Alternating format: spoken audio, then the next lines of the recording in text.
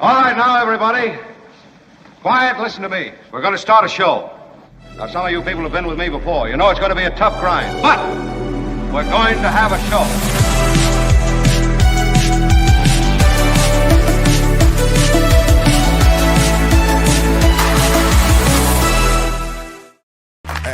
Thank you, everyone. Please find a seat if you would. It's such an exciting Thursday recorded audience, and I'm excited about today's show. What? I have David Katz, the brilliant legal analyst, coming through in just a few moments. We'll update the situation at the Pentagon as Pistol Pete continues to blow people away. He just, blows people away overnight on the open seas, then he blows people away in the hallway at the Pentagon during the day. He loves the flex. He's all flex.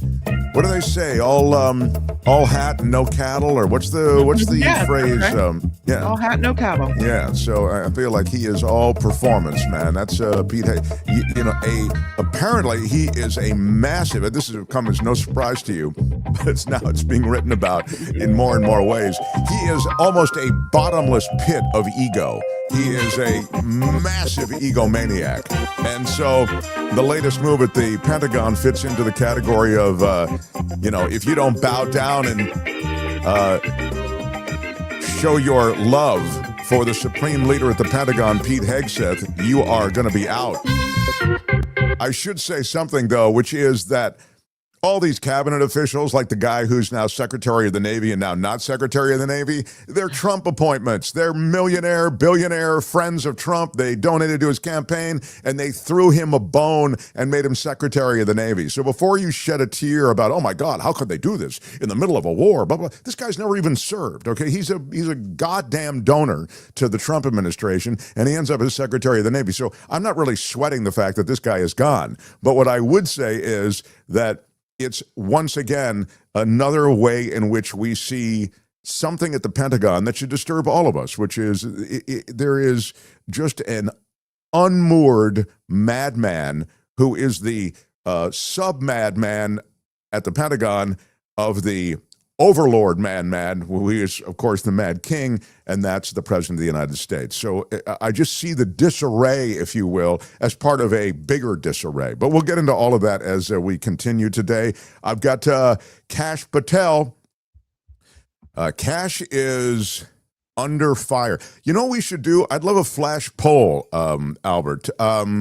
Good morning, says Lucy McAllister. Wow, she is a show member. Thank you for your membership, Lucy McAllister, and your donation of 20 today in your super chat. You are such a great supporter of the show, and that's why you are my favorite McAllister. Yeah. How could she not be, really? It's true. It's true. I really am drawn to Lucy. Sean McIsaac into the show chat early with a $10.02 super. I'm always intrigued by the numbers, the amounts, but thank you, Sean. Last administration was accused of hiding the Biden. The current administration accused of hiding the launch codes. Exactly. Well, there's that story, and it hasn't been corroborated. I saw it in the chat yesterday that, it hasn't been corroborated by any kind of legitimate reporting apart from that, the one source that said that Trump was wanting the launch codes and stuff. Mm-hmm. I don't know. Maybe it's true, but I'm just saying it hasn't really been corroborated anyway. But you're right about the general notion that, you've got a guy who is clueless at the top making a lot of decisions that have a tremendous import, obviously, and insane repercussions for the world economy, for the world balance of power. We're in a real situation. So it's what he's got going here is a situation. Kash has those Marty Feldman eyes, says Stephen Michael. Yeah, that's great. I didn't want to get too much. I'm not going to. You can get the comments up, and I'm not going to get too into the comments. Your comments. No. I just said I'm not going to. We'll do them in a bit. I will take them, and of course, if you're a member of the show, we'll always try to get to your comments. And by the way, I did get I got an email. Let me just see if I can. I've received a lot of positive letters. The email is related to what we did the other day, yesterday, I guess. We did a behind the scenes thing, Albert. We've been doing this now for 1 week. It was our first go round. And What? the idea is that if you're a contributor and supporter of the show at the deep stater level, which is I think $25 a month, and you contribute that either on, you can do it on Patreon, you can do it on PayPal, or you can do it here in YouTube as a deep stater, you will get the behind the scenes prep that we just did. Albert, didn't we do intense prep? We lay out all the videos. Now it's, you're seeing like the situation room of the show. So it's not like a fun haha usually. But I mean, usually we go over everything that we're doing on the show. I identify things that Kim has left out. And then she says, I actually put them in. And then I say, oh, really? Let me see it. And then she goes, oh, you're right. I didn't put it in. Okay, It did happen today. This is so ridiculous. How are you? Yeah, right. Anyway, the point is that you'll see all that. And if you want to see all that, you need to be, we're just trying to give something to those who are such great contributors on a monthly basis. So deep stater, or again, at that level on PayPal or Patreon. Everybody wants to come see that. You really made it's pretty special. so attractive. What's got going here is a situation. Anyway, to the email. I've received a lot of positive letters. Hello, Mark and team. Albert and Kim, you'd be the team.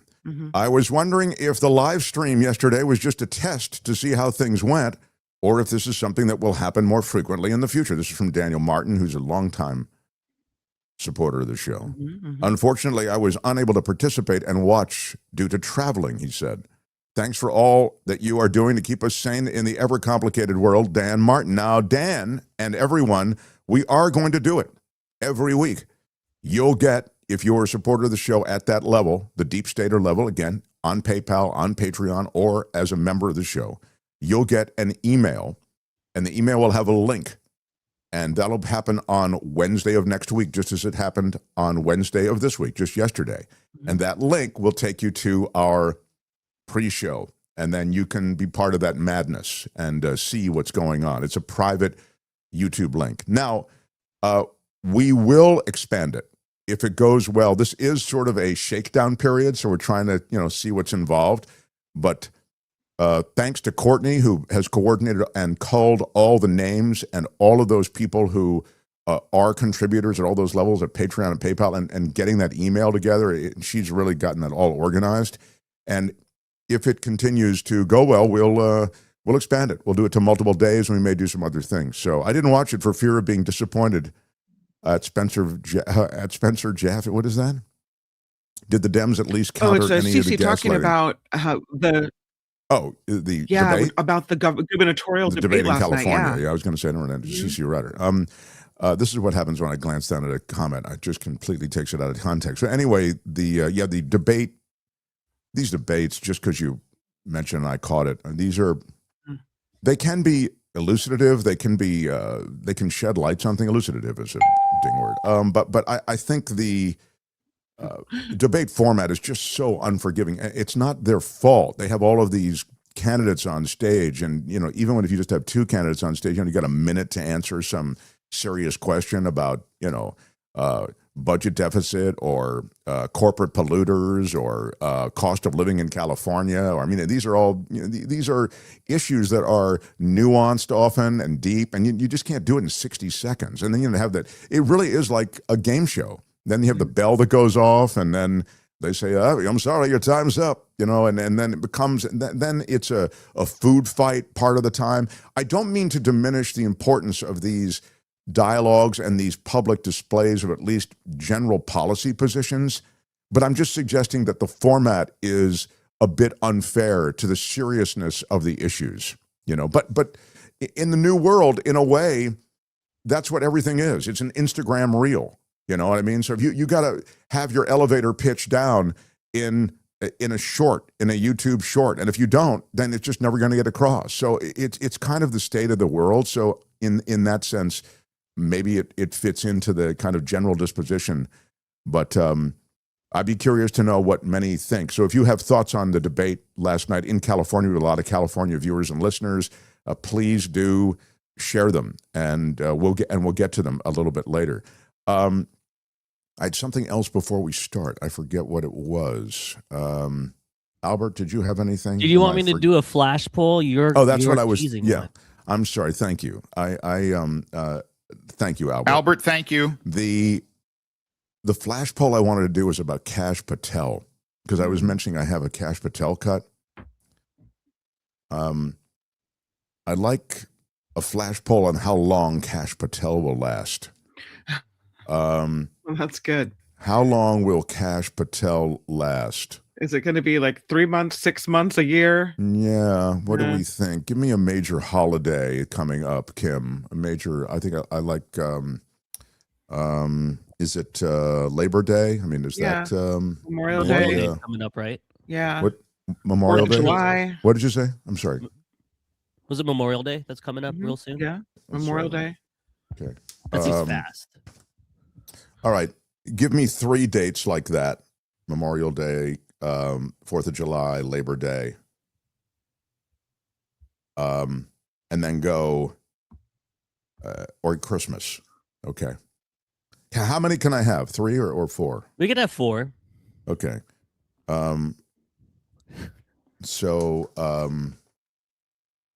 Yeah.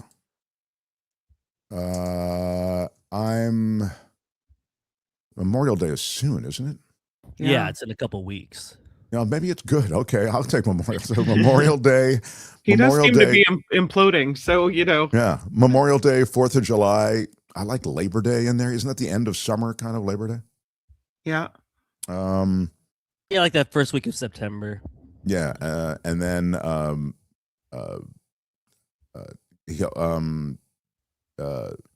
Christmas. I guess I'd put Christmas in there.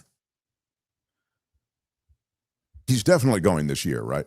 Don't we all agree on that? Yeah. Yeah, he's not going to be around for that. Anyway, great. That'll be a flash poll.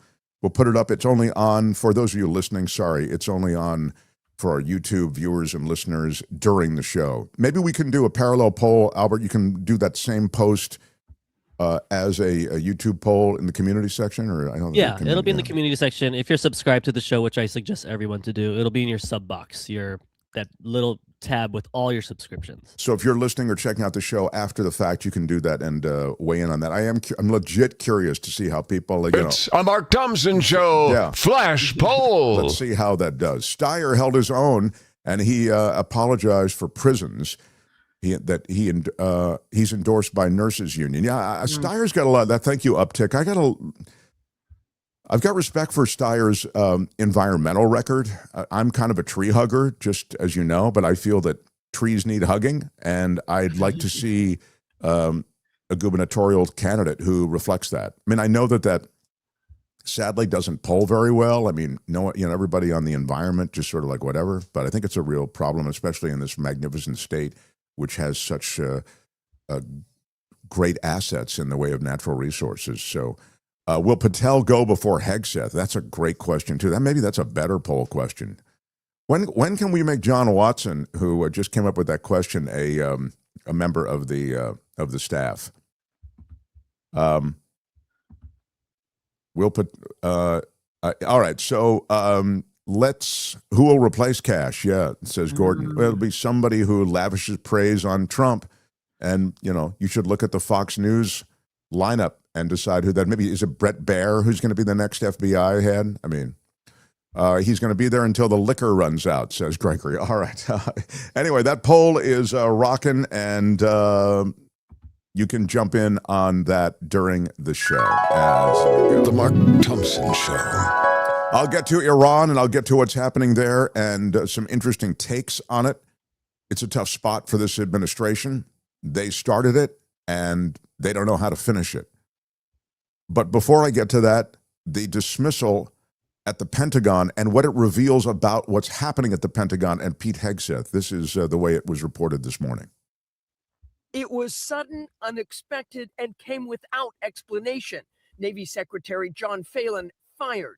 A Pentagon statement on X saying that Phelan is departing the administration effective immediately, adding, "We wish him well in future endeavors." Phelan is a civilian political appointee, but there had been clashes with Hegseth in recent months.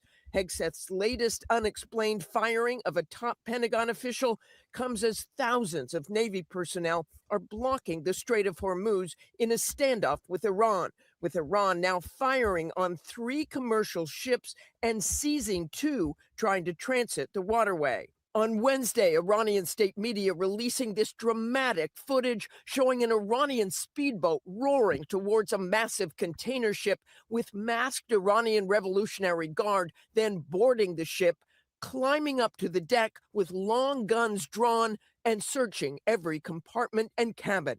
The White House downplaying this clear act of defiance during what is supposed to be a ceasefire. Does the president view that as a violation of the ceasefire? No, because these were not U.S. ships. These were not Israeli ships. These were 2 international vessels. Today, despite the president's repeated threats to reopen the strait, cargo ships and tankers clustered outside the Strait of Hormuz, unable to pass. This morning, Iran saying they have collected and deposited the first toll in the strait and vowed to board more ships. An officer on one tanker tells us they won't move without safety guarantees. We've altered his voice to protect his identity. If there is no insurance covering us loaded tankers to cross the strait, we will never cross the strait. And overnight, U.S. forces seizing a ship suspected of carrying oil from Iran in the Indian Ocean, the second seizure this week. American helicopters seen hovering over the vessel with troops rappelling down to the deck. Iran's Speaker of the Parliament posting this statement that a complete ceasefire only makes sense if it is not violated by the maritime blockade and the hostage-taking of the world's economy. At the same time, the regime displaying some of the missiles that remain in its arsenal. It comes amid news of a sobering message to Congress from the head of the Defense Intelligence Agency, despite President Trump's insistence that most of Iran's missiles and drones are gone. Marine Lieutenant General James Adams telling lawmakers Iran retains thousands of missiles and one-way attack drones that can threaten U.S. and partner forces throughout the region. Yeah, I think there's a lot there. It starts with that dismissal at the Pentagon, and she segued into the situation in Iran, although the two are linked in a way. I mean, you end up in this situation where you are dismissing this Secretary of the Navy during the time you have a major naval blockade. I mean, it's awkward, but the reality is this guy's just a political appointee. He's not someone with any real heft when it comes to naval policy. They put him in charge of that Golden Fleet. Remember the Golden Fleet that Trump was announcing, this big build, and that was his thing. And he got into it with Hegseth over that. And I guess, this is something that in a way you could say he was administering to, but it wasn't really related, if you will, to the Iran thing. I mean, I think if you're the Iranians, you may look in and go, these Americans, they clearly, are the gang that can't shoot straight on some level, but on another level, it reflects the Trump administration and disarray that's also related to donors. I mean, they see this guy. The Iranians aren't stupid. I mean, they can see the way that, these guys who are populating this administration, in some cases, aren't people of competence. They're not people of knowledge. They're people of money, because Trump is about those things. He's about enrichment, and he's about taking care of those who have taken care of him. And Phelan was one of those people. So, again, it speaks to the Pentagon situation in a small way, and it speaks to the way in which the Trump administration and government is run in another way. Here's Charlie Daggett from CBS talking about that first point, which is that this guy isn't super important on the one hand, but what's happening at the Pentagon is increasingly something that people are paying attention to. This individual, John Phelan, had no experience. He has never served. He's not part of the military structure. A few weeks ago or earlier this month, Secretary Hegseth removed General Randy George, the head of the Army. that's a much bigger dismissal, because General George had been a vet for 4 decades. I've met him, spent a lot of time with him, and this is a combat veteran. That is going to be more of have more of an impact on what's happening here. But in terms of Phelan himself, he's not part of the, as I said, day to day. So it all underlines what's going on inside the Pentagon, because we look at the Pentagon and the administration and what's going on there. We can speculate of what's going on with Hegseth, or Secretary Hegseth, and what's going on there at the Pentagon. But what is happening here in terms of executing what's happening, you have the Navy, the Secretary of the Navy, and the Army, the head of the Army. Those being removed doesn't necessarily have an effect on what's happening here, because this isn't an Army operation. This is largely being executed by the Air Force and the Navy, not necessarily the Army. So it's not going to have an immediate impact of what's happening and what's underway here in this scenario. That clears it up. Okay, so that's Daggett, who does a lot of foreign reporting from a lot of theaters of war and is very well connected when it comes to the military. So those are his thoughts. Again, it's sort of like, again, what I was saying, day to day doesn't matter, but what's happening at the Pentagon is becoming more and more obvious to everyone. The situation in Iran is one that is complicated, and there are not a lot of good options. I wonder if you can play me. This is the hawkishness of John Bolton that you'll see coming out right here. You'll kind of like get the we have to finish the job, come in hotter type thing. Shouldn't have ever been a ceasefire. Should have been full speed ahead. You'll get that from John Bolton. But to be fair to Bolton, and again, I hate saying that because I don't like Bolton. I don't like his position on Iran. It's insanely hawkish. But now that we're into this thing, he does know Iran a bit. And here he is, cut 6. Wouldn't have started the ceasefire. The country that benefits from the ceasefire is Iran.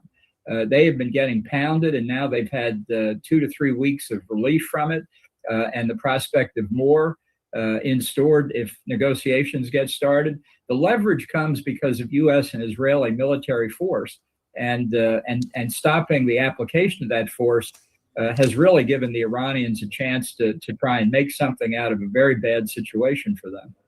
You mentioned the U.S. blockade of Iranian ports and the seizure of Iranian vessels and vessels that have been at ports all around the world.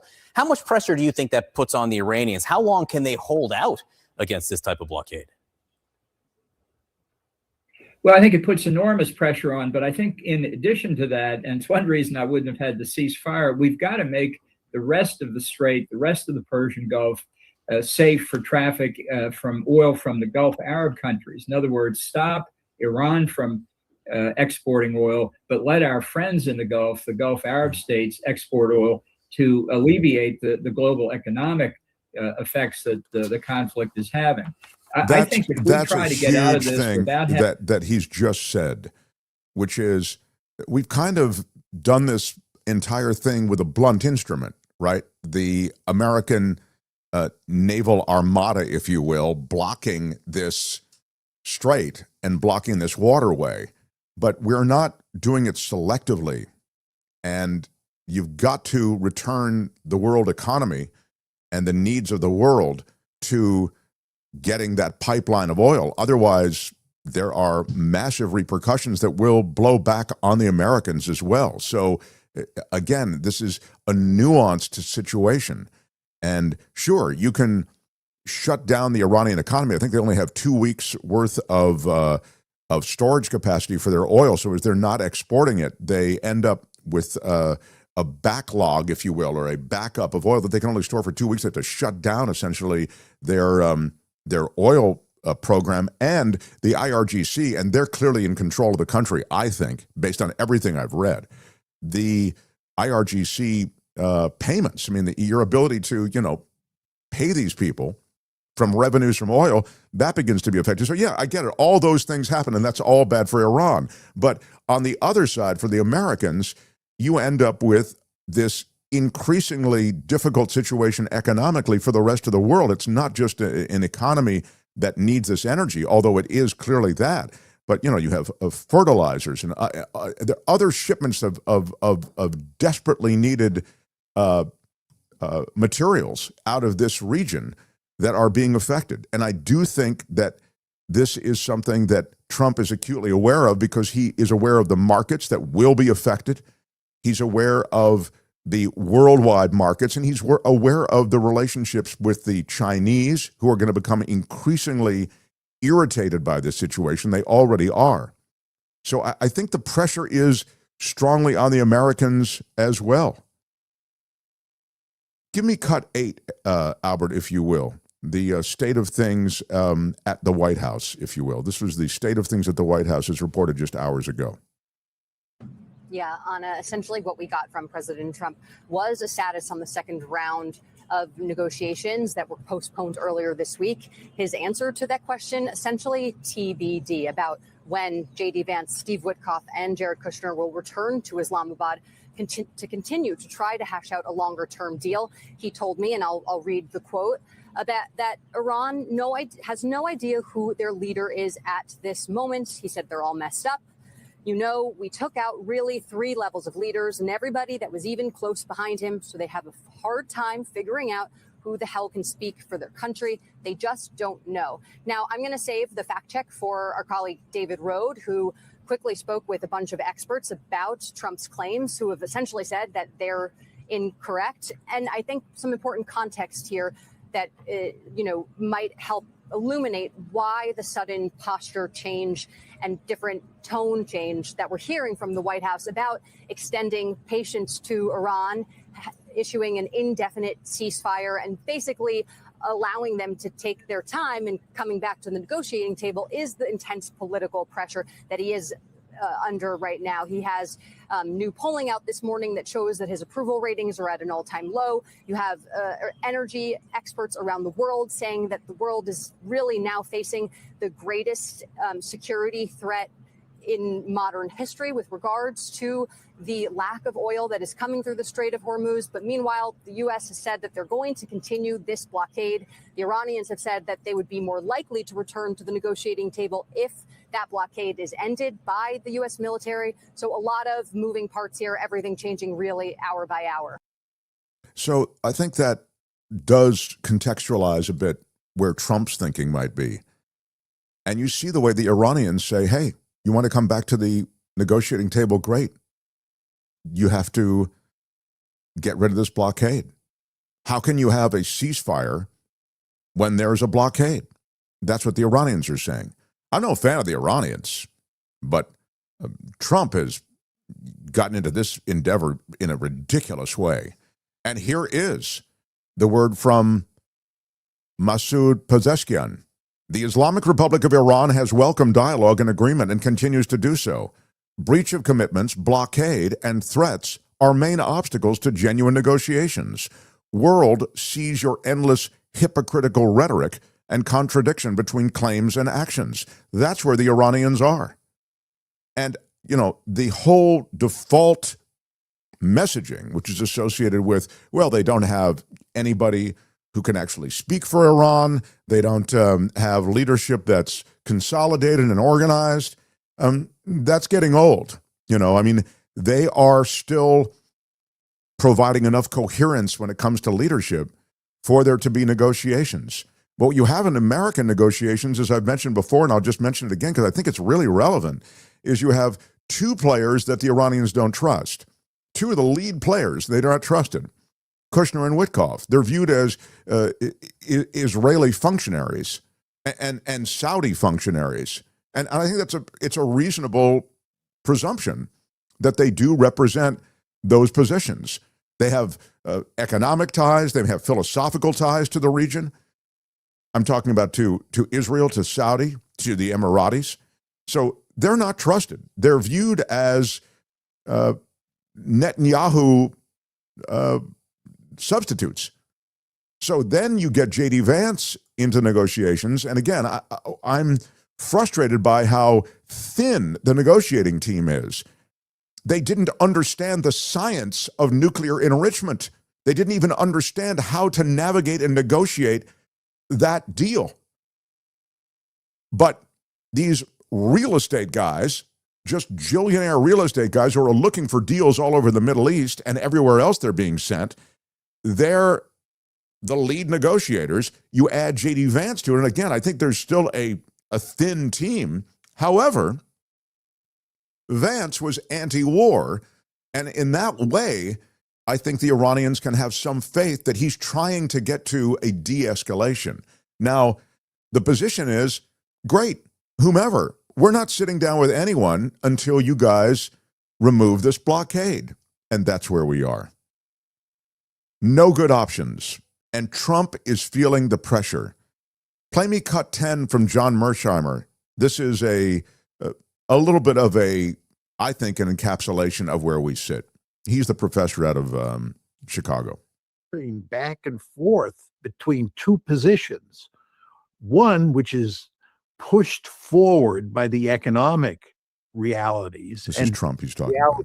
What has happened in the actual fighting to work out some sort of deal. He has powerful incentives because of the state of the world economy and because of what's happened in the fighting to cut a deal. He understands he has no military option. He understands we've effectively lost, and he understands the damage that could be done to the world economy. That tells him, let's cut a deal. But on the other side, he has the Israelis and he has their minions here in the United States. And they are powerful, and they're honeycombed throughout the entire administration to put enormous pressure on him not to cut a deal and instead to play hardball with the Iranians.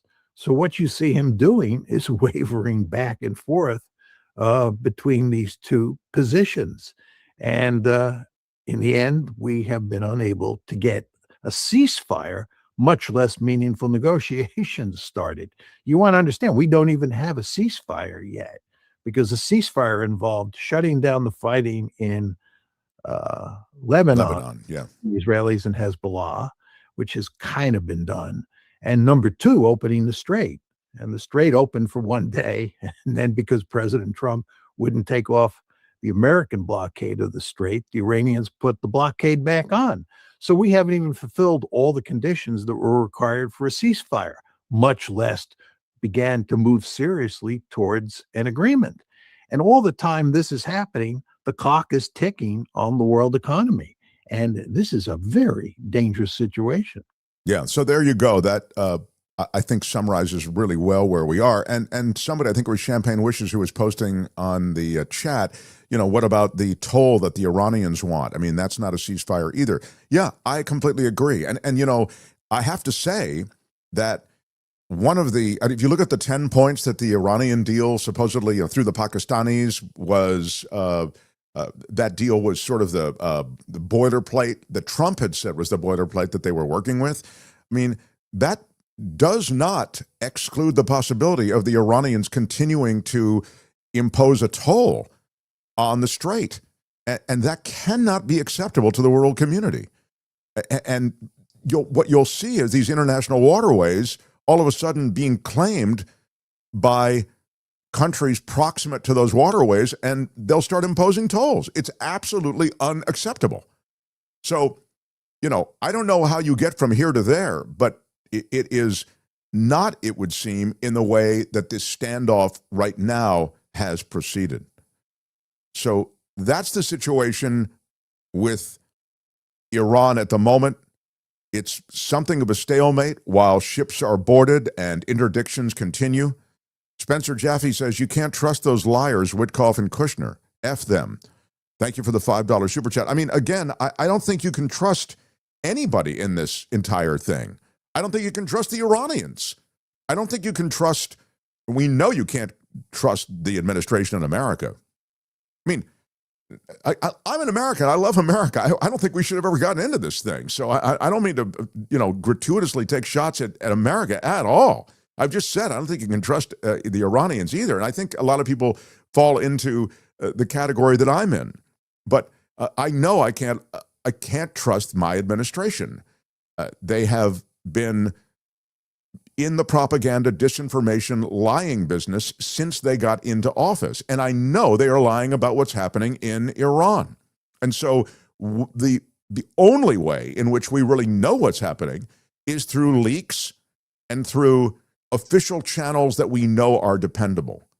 But once again, I think what's happening on the ground, if you will, on the water, that's what we have to watch, and not what's being said by the administration. I mean, Trump just defaults to that same thing. We took out all their leadership. They don't know what they're doing. My God, they're in a million pieces.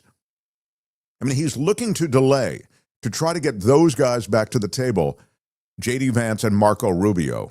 Hegseth, meantime, that's a great picture because Hegseth in the background, he is rah-rah for war. And you know, in the reporting that came out of the New York Times, out of that meeting, he was the rah-rah guy. Yes, Mr. President, we can do this. They're going to be a problem, the Iranians. They've been a problem in the past. They've been a problem for decades. Now might be the time. They are weak, and we can get this done if you want to, sir. And J.D. Vance was the no, I don't think we should do this. I think this is J.D. Vance and the CIA director. So all I'd say is that at this juncture, I don't see a clean way out. And this ceasefire doesn't seem to be much of a ceasefire at all.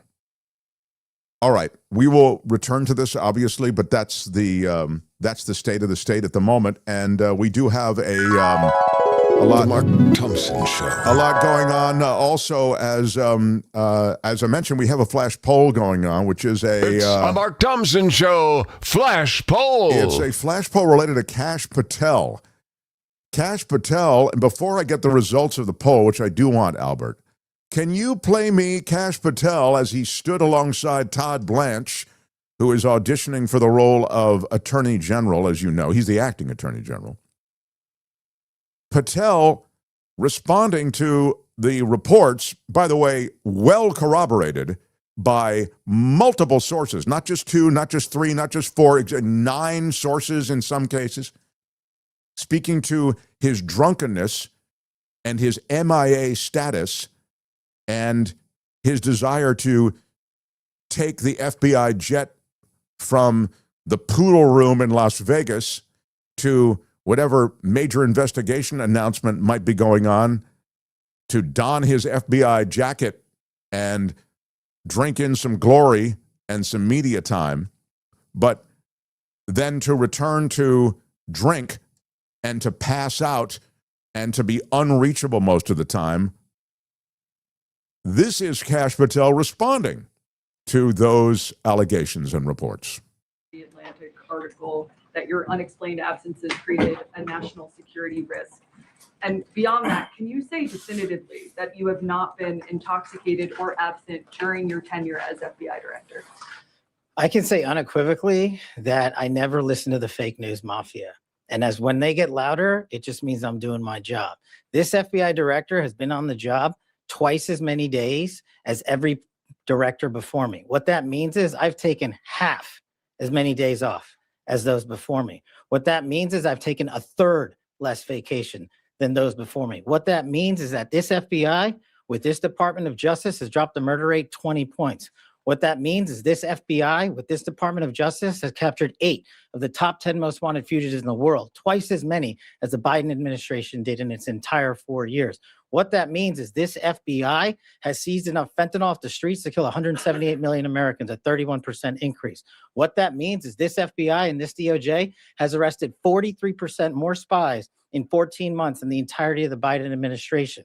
What that means is this FBI has seen a reduction in opiate overdose deaths up to 20% alone. What that means is that we have found 6,300 child victims, 6,300 families have their kids back. That is a 22% increase from the Biden administration. I'm on the job. I'm the first one in. I'm the last one out. I'm like an everyday American who loves his country, loves the sport of hockey, and champions my friends when they raise a gold medal and invite me in to celebrate. I've never been intoxicated on the job, and that is why we filed a $250 million defamation lawsuit. And any one of you that wants to participate, bring it on. I'll see you in court.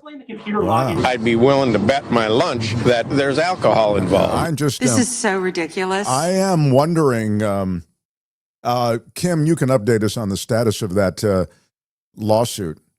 But before I do, I'm curious how long he'll last, because he is not going to be there I don't think it'll last to the end of the year.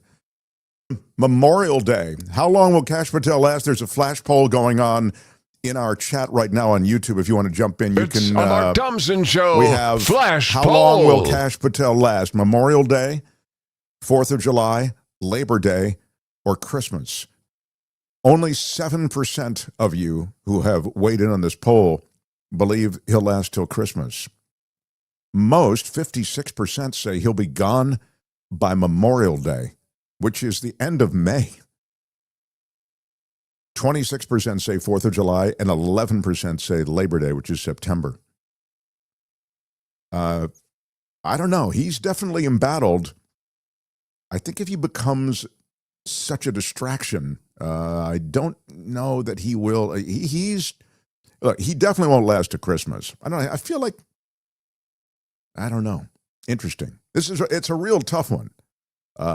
What's the status of the case, Kim? I think he had one case thrown out. I guess that's what I'm getting at.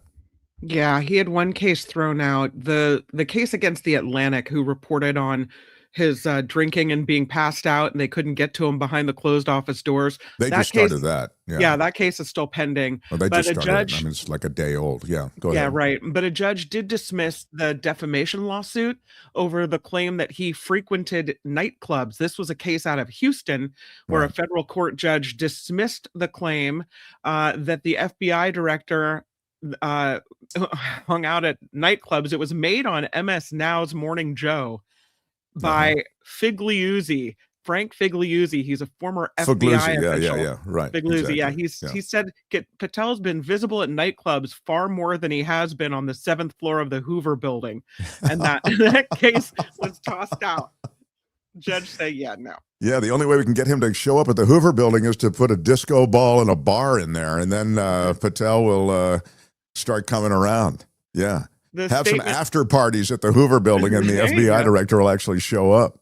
Yeah. I don't know if that was real of the pictures. His videos of him dancing were pretty good. So respect to Kash Patel. I wasn't sure if those were real or not, but he's got some moves. That was him. Respect, you know. Yeah, that's. I've never seen anything like it. Kash will go before Keg's breath, says Ron Cook. He doesn't realize he's the wrong color. Oh, that's interesting. Be careful, Kash. When you outlive your utility, you may get deported. Yeah, it's interesting. You wrapped up a lot in that one comment. But he's definitely he's an embattled figure, clearly. But he's also someone who has, I'd say, he's become a distraction and enough of an embarrassment, I guess, is what I would get. If there's too big a stink around him, Trump will dump him. But just like he did Bondi, Bondi he dumped because she wouldn't follow through on these ridiculous asks. He wanted all of his adversaries prosecuted, and Bondi tried, and she just couldn't get it done. He likes the Jeanine Pirro types. They talk tough, but even Jeanine Pirro couldn't get some of the stuff done that Trump wanted. So we'll see. Blanche, silenced Ghislaine Maxwell. She made some statement after he met with her in Florida saying that never saw Donald Trump do anything. He always saw like an upstanding guy, solid citizen. And then the next day she's moved to a yoga camp in Texas from this penitentiary. So anyway, I think Blanche, of course, leads maybe that sweepstakes to take over there. All right, I've got David Katz waiting, so I don't want to. I'll get to comments, I promise, after Katz. But before I get any further, I do want to mention the Mark Thompson Show. Mother's Day is coming up, and I want you to jump on sweet106bakery.com. This is a great gift for mom. It's something different. I promise. Generally speaking, she's never experienced something like this. In fact, I would say I've never seen anything like it. Okay, I would not be upset to get this for Mother's Day. This would be welcome, sure. yes. And it may be your daughter who's a mother. It may be some a family member, your sister who's a mother. It may be you who are a mother or grandmother. Treat yourself to this. The Mother's Day bundle is on now. You have to order by May 4th, as we indicate there, to get it done by Mother's Day. These are layered cupcakes from Christy, whom you've met here if you've been a regular viewer of the show. She's a small business person, but she has won Cupcake Wars twice. So she really knows what she's doing. That is a delicious confection that you're seeing on screen. I'm telling you, this stuff is magnificent. It comes in those containers, and I dare you to just have one bite. I dare you to have just 2 bites. So very good. It's the mini bundle is just, it's a cupcake and a half of layered cupcake. The regular is 3.5 cupcakes. There are also Mother's Day gift cards that you can give out as well. So it's all at Sweet 106 Bakery, sweet106bakery.com. If you're just listening, it's sweet like a suite of rooms, SUITE. Do something different.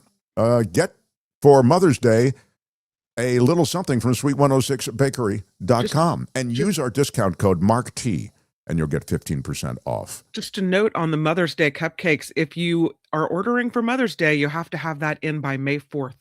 Yeah. May 4th is your planet Earth. No, the drop is our drop dead date on that. And you'll love it. I promise you, you'll be a big hit. So, sweet106bakery.com, Mark T at checkout for 15% off. Yeah. I've told you it's never easy being in this business. The Mark Thompson Show.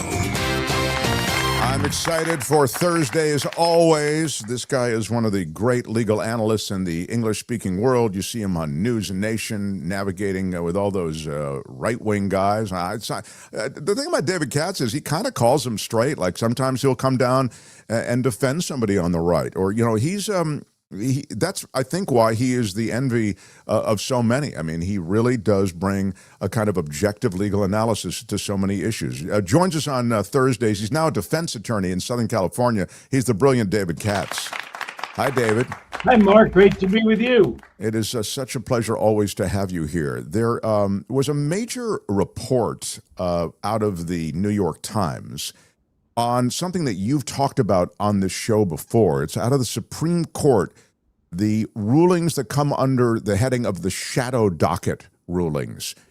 I wonder if you could comment on this way in which the court can make rulings quickly and sort of without a lot of responsibility on exactly how discussions went down. In other words, they just kind of cut right to the result and the ruling. And it was quite revealing, this report from the New York Times. I wonder if you can speak to it. Well, first of all, excuse me. First of all, it was a leak. And if you remember when they leaked the Dobbs decision, when they were going to overrule Roe v. Wade, it was a huge scandal. Where did this come from? How could this happen? How could there be a leak at the hermetically sealed, confidential SCOTUS, U.S. Supreme Court? And they never really got to the bottom of it, I think in part because they never interviewed the justices. And so I think that this leak, like the other leak, in my opinion, I don't have any specific, evidence of it, came from one of the justices. I thought the other one always came from Alito. He was trying to make sure that one of the other 2 swing voters potentially didn't repudiate their agreement that they would go with Dobbs and overrule Roe v. Wade. So this, I think, was leaked by somebody. What it is it's the memos, Mark, back and forth among the justices. They're pretty pithy, and they say how they're going to rule on this case or what their arguments are, but they're very short. It's like, why don't we keep this injunction in place? I think that there's some real problems with keeping the other one in place. Turns out Chief Justice Roberts wrote some of them. Some of them are kind of pushy. He has that wonderful demeanor, very calm and moderate. He was a little pushier in writing because he wanted one of the other justices. The one that there's the most commentary about is a power plant ruling back in, I guess it was 2015, 2016, where they were going to stop Obama's restraints on power plants. They were going to allow the power plants to keep operating and polluting, whereas Obama's EPA rule would have stopped the power plants while the case was being litigated. Chief Justice Roberts wanted those power plants to be able to keep polluting, and while the decision was being made, he obviously thought that ultimately the polluters would win, and therefore he thought that they had the likelihood of winning on the merits, and apparently he got Kennedy to go his way. So that's the big story from it. But you have not only the power plants ruling and the memos back and forth, but other ones. that have to do with the shadow docket. The way the shadow docket occurs is these are not full rulings on the merits, Mark. What we normally see, you read in the U.S. Supreme Court reports, you read the Miranda decision, or you read the, any case you could think of, Citizens United, and you can see what all the opinions are, what authorities they're based on. There'll be dissenting opinions, people saying it's terrible, it doesn't follow precedent. Those are the merits decisions. But in the interim, there are questions like, do you let the power plant keep polluting or not while you're deciding whether the pollution rules are consistent with the statute, right? And you could do it from both sides, Mark. You were saying about how sometimes I come down on the side of where the right wingers are. And it's not because I want to, it's because I'm trying to predict what the Supreme Court's going to do. And so there was a recent decision where I think two of the liberal to moderate justices were trying to predict what the Supreme Court was going to do. Or they said that precedent is based on the fact they followed precedent. One of our attacks, when we look at things like Dobbs, we look at things like the monstrous presidential immunity case, is that they weren't following precedent. And, the idea is that people can settle their expectations. They can know what the future is likely to hold. They can make investments and personal decisions based on precedent, based on knowing what the law is and is likely to remain, because that's what the law is now. And when precedent doesn't get followed, it can be a problem. I mean, a huge problem. And that's one of the rules of the idea is the rule of law, Mark, right? To have precedent continue. So just to get back to these shadow docket decisions. So what happens? And like I said, you can do it from the left or the right.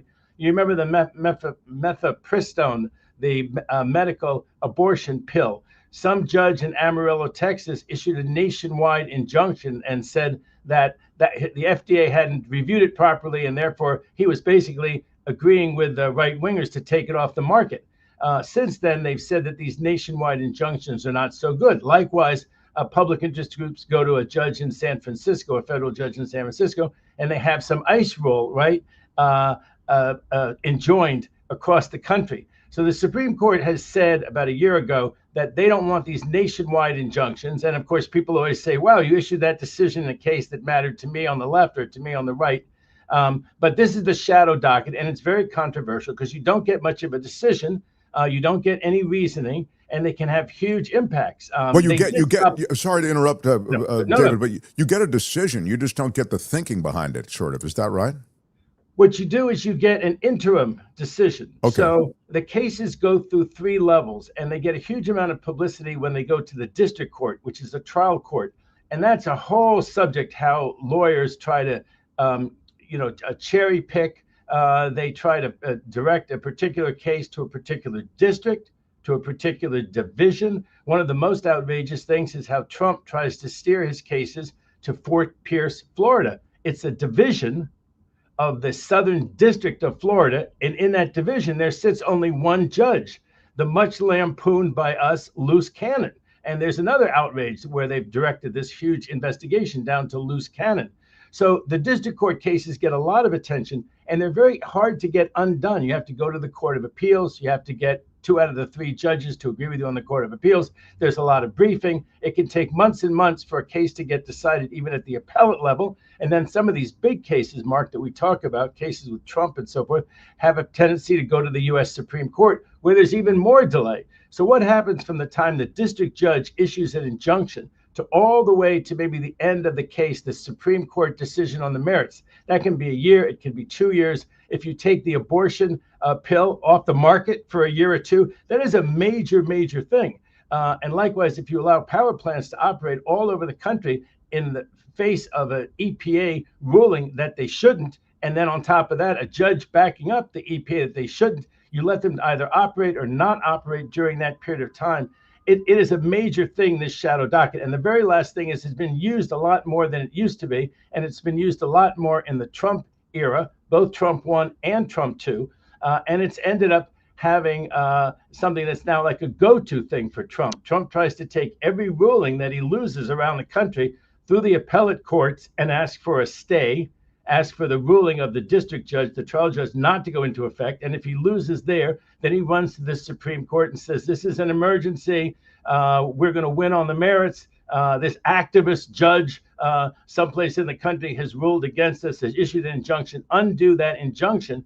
And that is on top of all the demerits cases that they decide. So they tend to get acted on quickly, more quickly. There's no oral argument.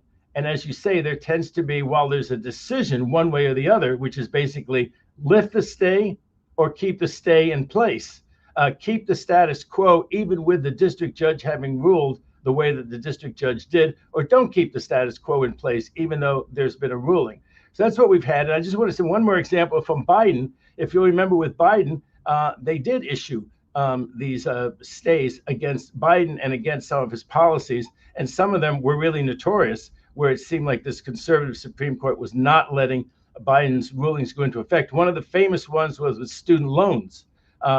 And they basically stopped the student loan forgiveness. And then ultimately, they didn't allow the student loan forgiveness of Biden's to help students, millions of students all over the country. That suddenly was beyond the power of Congress. It wasn't done properly. And then meanwhile, you look at all that, but that was the decision in the shadow docket that went the same way on the merits, which I just don't agree with on the ruling on the merits.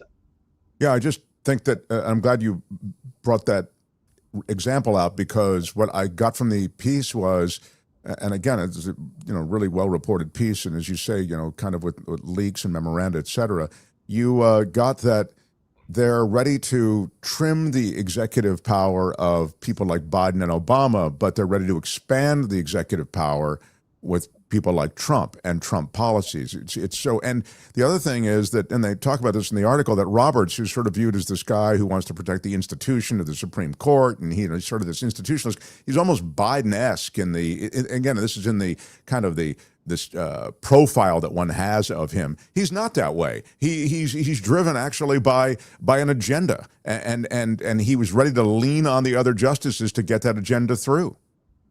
I've actually met him in person, and he's charismatic. He's so well spoken, those kinds of things.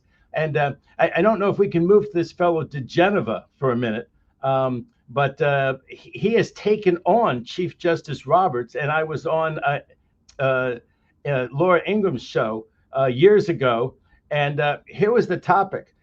Geneva was explaining to his Fox audience why Chief Justice Roberts ought to go, either be impeached or ought to resign or something like that. And it was extraordinary. At that time, this was RBG was still alive. The Supreme Court was 5-4. Roberts was the swing vote. And the idea that this Geneva could be such a fanatic of the right that he wanted to see Chief Justice Roberts go and make the court 4-4. He was willing to not have a Republican majority, apparently. I'm sure he thought somehow or other he would get Trump to appoint another Republican that he could get through, who'd be even more conservative than Roberts. So Roberts is very conservative. Let's not lose sight of that. He's Citizens United. Citizens United is an abomination. Since then, billions of dollars has been thrown into the environmental side, the anti-environmental side of the environmental equation. We just celebrated Earth Day. What's happened to Earth Day? What's happened to protection of the planet? It's Citizens United is the big villain. It's the billions of dollars that the oil and gas industry have thrown in against the environment since they could under Citizens United. That was Roberts's case, the monstrosity of the presidential immunity. Roberts was on that side. He was on the side, not as strongly as some of the others, but he was on the side of Dobbs, of getting rid of Roe v. Wade. He would have kept a lot more of Roe v. Wade than the other five. And you go on and on. Shelby County, which got rid of the Voting Rights Act, pre-clearance in the South. Having said that, he came out the right way on the tariffs decision, right? And he has stood up to, he seems like not totally in the tank for Trump, but he is a conservative Republican, and I can tell you, having met him and interacted with him a little bit, charming fellow. Yeah, no, exactly. And he's sort of the face of the Supreme Court, and as I say, he's kind of created this image. But the reality, at least based on the piece, which seemed very well reported, was he's more along the lines of the reality that you just described. The news out of the Justice Department is that there are going to be U.S. attorneys' offices assigning one prosecutor in each district to staff a new fraud division. This is a memo that just came out yesterday, and I guess they claim they're trying to execute a nationwide strategy to eliminate fraud in every district of the U.S. This is an unusual staffing arrangement based on reports, and Again, this is after a $300 million offer in grants is extended to hire local prosecutors on a temporary basis, again, to this fraud division. Can you speak to this? What I can never really believe. I always think the opposite out of the Trump DOJ. So when they say, hey, we're opening this fraud division, I know that there is a lot of fraud going on within the administration.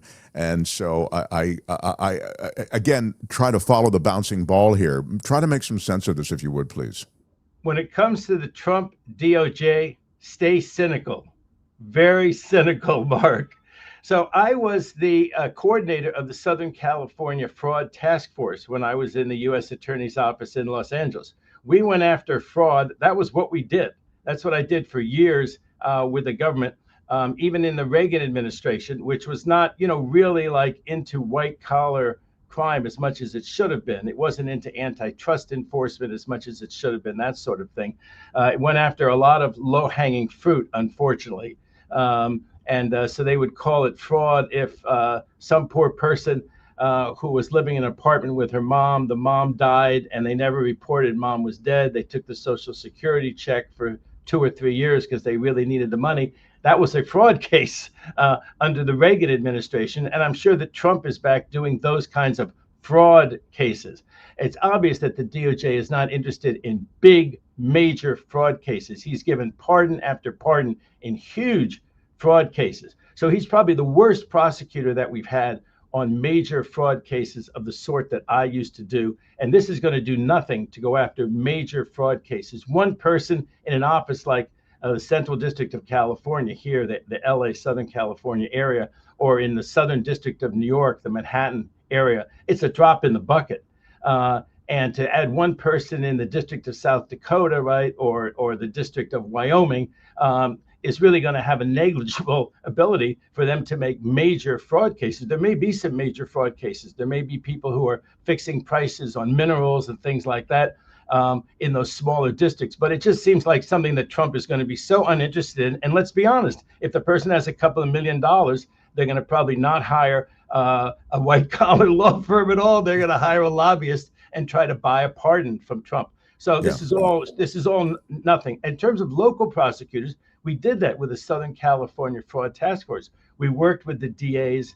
We would go into like boiler rooms, as they were called then, these fraudulent sales operations. There'd be half the people there would, have tickets. We'd go in with the local police, right? And we'd arrest half the people just on the fact that they had warrants out for them. We would give them a hard time legally because we had state, local working with federal. So that's obviously a good idea on these fraud cases, Mark, but I think they're going to add very little to it. What they will have is they'll have some people who want to put on their resume that they were a federal prosecutor for a while. So they'll come over from anywhere that they can grab them. And of course, there may be people who are so excited about putting on that they were a federal prosecutor for a while on their resume. They may get some people who are just, into the whole Trump agenda. You'll get more people who may be willing to sign anything, do anything, because they want to have that federal prosecutor somewhere on their resume. So this is not good. This is not good news, Mark. It's just it's a way that they can send up the flag of we're fighting fraud. It's a propaganda move, at least as I see it, and it's interesting to hear some of the specifics that you put on it. I wanted to mention a breaking story that's associated with Jeffrey Epstein. The Justice Department watchdog is going to review the release of the Epstein files, supposedly. They are announcing an investigation today into the DOJ's compliance with a law mandating the release of the late sex offender Jeffrey Epstein's investigative file. I'm chuckling because, again, they shined on the legislative compulsion that was issued they were compelled to release all of these Epstein files. And again, the Justice Department has just shined that on. So this is kind of a weird thing. The officer, I'll just finish this statement. The Officer of Inspector General, which operates independently of the Justice Department, said it would evaluate the DOJ's process for identifying, redacting, and releasing records in its possession as required by the Act. Again, the legislation passed in November forces the department to open its files on the sex traffic investigations into the Epstein files and his former associate, Ghislaine Maxwell. Can you speak to this? Is it real? I mean, a watchdog is going to review the release of the Epstein files and the degree to which the DOJ complied with the legislation? Trump has so eviscerated the independent, investigations. There's supposed to be these real watchdogs. Supposedly, Senator Grassley, the most senior Republican, really liked these watchdog agencies and really liked helping whistleblowers. That was as long as they were blowing the whistle on Democrats that he didn't like. Now that the Republicans are in control of everything, suddenly Grassley and the Republican senators are not really standing up for these independent investigations of the executive branch. And as I say, Trump has so eviscerated them. I think any of them know that, there's a sort of Damocles over their head, and that if they reveal anything that hurts Trump or anyone in the investigation, they're not truly independent. The Republican senators won't stand behind them. The Republican senators are in control of things, as the Republicans are in control in the House. So I don't think that anything is going to come out of it. I'm sorry to be so pessimistic, but the way to do this is with a real oversight committee. But the Republicans don't have a real oversight committee. They call in like Hillary Clinton. They wasted their time. Think about it. Calling in Hillary Clinton, who had never met Epstein. And they might as well call it Mrs. Trump. She had a lot of dealings with Epstein. I mean, they've so missed the boat in terms of the oversight on this. And so the idea that this is going to somehow, really help. I just hope that they don't release any more nude pictures of young women and girls or do the other screw-ups that they did under. It's been an abomination. Under You're bonding. right. Yeah, Right, under bonding. At least I hope they don't screw up anymore. But no, I don't see anything. But the productive thing would be if Blanche would actually release these records and let the chips fall where they may. But they're going to fall too many on Trump and too many on prominent Republicans and cronies of Trump that they won't release them. Mark, that's what's going to happen when this administration is over, when we have some actual sunshine, some light on the matter. We're going to see that all kinds of memos had to do with Trump. I mean, a lot of people think the whole war in Iran was started because the Epstein files were really getting hot. Trump was in them so many times. There were the 3 memos of the 13 or 14-year-old girl who says that she was sexually assaulted by Trump. And that one somehow wasn't released. Remember that, Mark? And the way they found it was that was indexed. But the memos themselves had been deleted. How did that happen? Well, you and I, Mark, know how that happened. And the good thing is that people are not, taken in by the con from Trump as much as they were on some issues. And even his own supporters are looking at the fact that what is going on here? How is Trump in them so many times? And these things tend to not get released if they have to do with Trump. The one that got released on Ludnick, the Secretary of Commerce, that guy still this job is unbelievable. He never met, Epstein except for once. He went by his house and he made a crude remark to him and his wife. Lutnick said he'd never have anything to do with Epstein again, never, ever, ever. He'd crossed him off his list. And then, of course, the records, I guess they didn't suppress that one, show that he'd gone to the island. He and his wife. Or the emails right, exactly. The emails are, we're coming. Do you have room for us? Blah, blah, blah. We had quite the relationship with Epstein. He's still our Secretary of Commerce. He's still the Secretary of Commerce in the United States government. Yeah, they went into business together, by the way, Epstein and Lutnick. And look, these are relationships with the president, and I'm astounded as well. Lutnick always struck me as almost cartoonish in his lavish praise of Trump, and he's kind of got this camp counselor, over-the-top cheerleader way of addressing a crowd. He's a bad talks liar. About any He's Trump a bad policy. Liar. He's a phony, right? Yeah, exactly. It just reads phony, but as you say, he's still there. I want to get to a few things so quickly, if you would, please.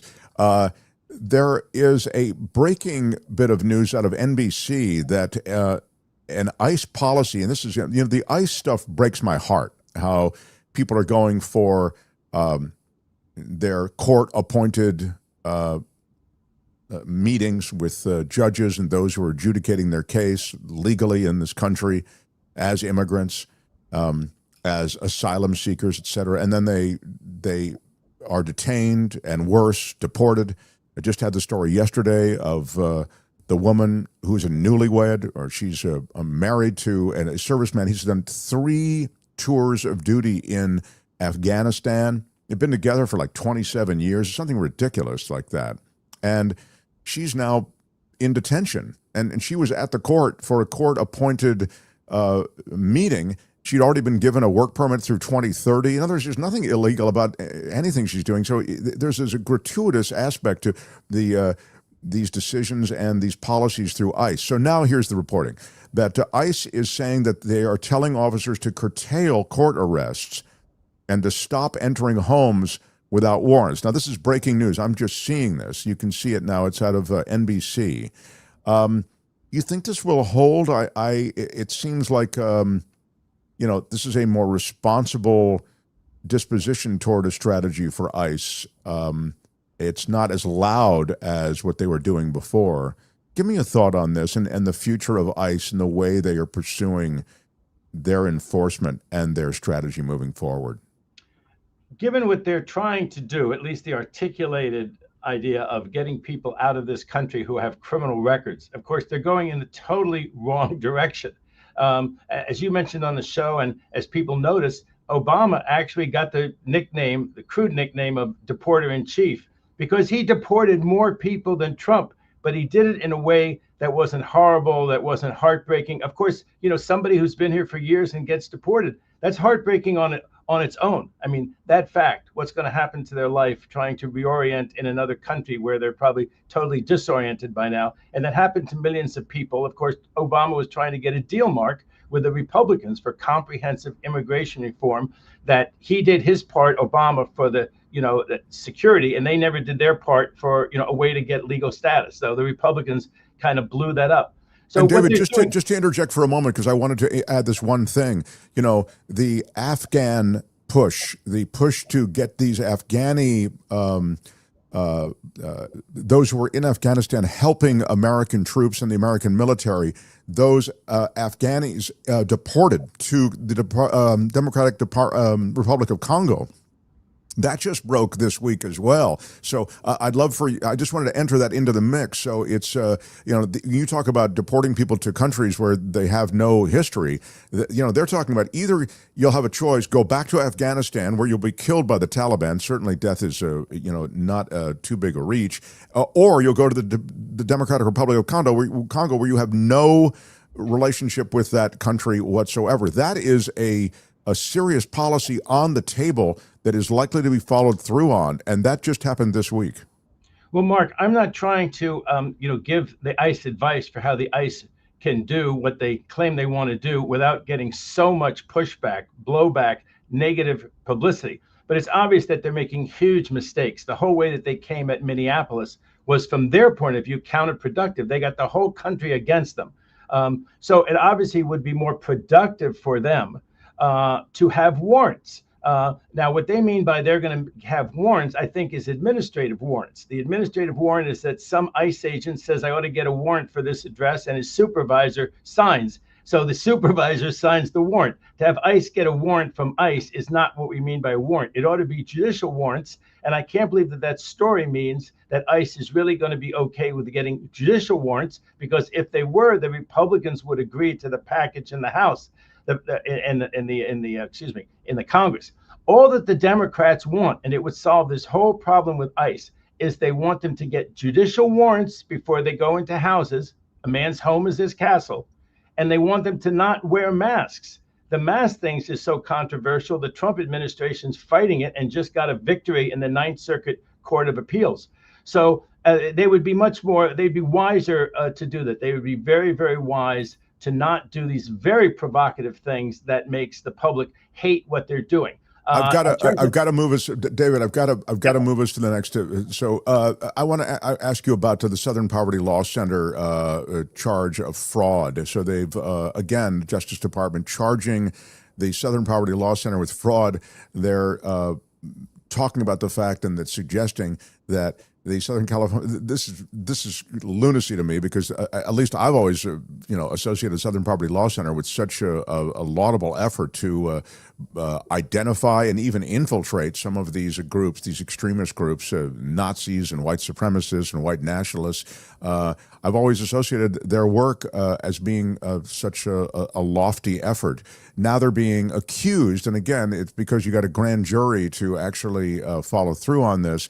They're being accused of fomenting the kind of extremism that they are charged with, at least based on their charter, that they are charged with trying to stop. Can you speak to this? This is Todd Blanche. He announced it with kind of a victory lap. Yeah. Well, first of all, I've actually been in that federal court in Montgomery, Alabama. It's right where George Wallace, segregation now, segregation forever, stood on those huge steps. People will remember that from the civil rights era. And there is the federal courthouse in Montgomery, Alabama, and you can see right from there those steps of the state courthouse. And that's where the trial would be. It's not a bad jury pool. I think that this the defendant company has a good chance of not being convicted, because I think that they'll get a jury pool which will see this for what it is, a case with no substance. This is a scare tactic. And I agree with you, Mark. It has absolutely no basis in federal court. That they got a federal grand jury to indict it, Mark, is not surprising. You can, except for a few cases brought here in this district that are so absolutely worthless that grand juries have even refused to indict. But generally speaking, it is still true that you could get a grand jury to indict a ham sandwich. There's no individuals involved. They don't want to put anyone in jail, but they would do two things that are terrible. One, they would bankrupt this person, this company. And you know what goes around comes around. Don't let anybody say that there's not a precedent when they go after these super right-wing organizations when the Democrats get back in power, because here's your precedent that the Department of Justice thinks this is just fine to go after an organization like this. And the other thing is to force them to abide by discovery rules so that the government can find out who those informants were. This is an outrage. But they're going to try under the discovery rules to get this Southern Poverty group to say who their informants were. That's a huge thing that you've just said that I haven't heard or read anywhere else, that the idea is not only are you going to create a stink around the Southern Poverty Law Center for those who, just I think it. They fought the Klan. Yeah, Thank I mean, God exactly for them. right. They fought the Klan. But they're trying to do reputational damage to them, I guess is my point. But what you just said is, and they're trying to uncover those undercover informants, if you will, associated with a lot of those white nationalist groups. That's just unbelievable. That's a great point, and thank you for that. David, I've got so little time. Very last thing, Mark. Very last thing, go Mark. ahead. I read the charges actually themselves, and the charges are completely bogus. The idea is that they have informants who go in to try to find out who these folks are trying to lynch, what kind of they're trying to do. Jews will not replace us. That's what they do. When they talk about infiltrating with informants, they try to find out about that Charlottesville group that you remember them demonstrating all over Virginia, in that college town in Virginia, with Jews will not replace us, Jews will not replace us, and all their awful racist and anti-Semitic chants. They want to infiltrate groups like that. So supposedly it's wire fraud because their donors wouldn't have given them money. They're defrauding their donors because they think that they're fighting white nationalism, and they're actually putting in informants who are getting paid. If you were a donor, you'd be defrauded. You want the federal government to stand up for you as a defrauded donor. And the next thing is that so that those people can be informants, Mark, they have to give them ID. They can't go in there with Mark Thompson and somebody checks and it says Mark Thompson. Who is that guy? Oh my God, he's a moderate who's infiltrated our organization. So they have to give you ID that says you're John Smith. And so when you apply to the bank, to John Smith, to get a credit card, okay, you have defrauded that bank. You've lied to the bank. You've committed bank fraud. And then because you've committed those crimes, defrauding those donors and lying to those banks, you've committed money laundering because you've got this money derived from those supposed crimes. It is a garbage. I tell you, Todd Blanche, I don't know how this man is ever going to practice law again, that he put his name on this law. He's a presidential fixer. He is the Michael Cohen of this new era. That's what he is. And you're right. He's just but it's so interesting how the government and the Justice Department can be weaponized this way. It's been weaponized in the past, but this is, it's on blast now. All right, my final question is,